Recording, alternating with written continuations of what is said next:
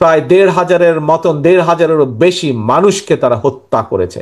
আমরা দেখেছি কিভাবে ৩০,০০০-এরও বেশি মানুষকে তারা কিভাবে নির্যাতন করেছে, কিভাবে ৩০,০০০-এরও বেশি মানুষ পঙ্গুত্ব বরণ করেছে।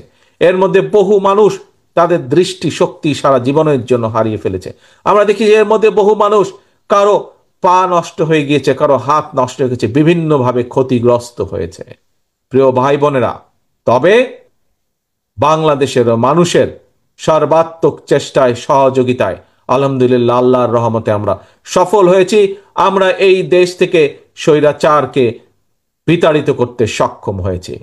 প্রিয় ভাই বোনেরা, এখন স্বৈরাচার বিতাড়িত হয়েছে। আমরা কি চেয়েছিলাম? আমরা চেয়েছিলাম স্বৈরাচারের বিরুদ্ধে আন্দোলনের অন্যতম মূল লক্ষ্য ছিল আমাদের জনগণের রাজনৈতিক অধিকার প্রতিষ্ঠিত করা। স্বৈরাচারের বিরুদ্ধে আমাদের মূল আন্দোলনের মূল লক্ষ্য ছিল জনগণের বাক ব্যক্তি স্বাধীনতা প্রতিষ্ঠিত করা।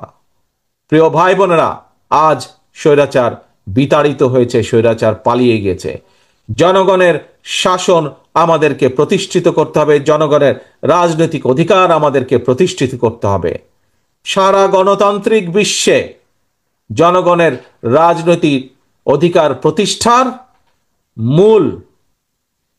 মূল উপায় হলো, মূল পন্থা হলো জনগণের সরাসরি ভোট প্রয়োগের ব্যবস্থা করা। এবং সেই ভোট প্রয়োগের মাধ্যমে জনগণ নির্ধারণ করবে কে আগামী দিনে একটি নির্দিষ্ট মেয়াদ পর্যন্ত এই দেশকে পরিচালনা করবে, জনগণের উন্নয়নের জন্য কাজ করবে। প্রিয় ভাই বোনেরা, আমরা দেখছি অন্তর্বর্তীকালীন সরকার সেই পথে ধীরে ধীরে এগিয়ে যাচ্ছে।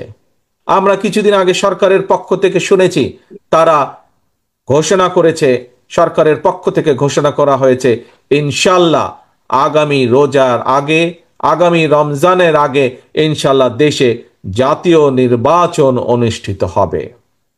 প্রিয় ভাই বোনেরা, এই জাতীয় নির্বাচন অনুষ্ঠানের মাধ্যমে জনগণের অধিকারের প্রথম পদক্ষেপ বাস্তবায়িত হবে। এখন শুধু ভোট হলেই হবে না, ভোটের মাধ্যমে শুধু সরকার গঠন করলেই হবে না।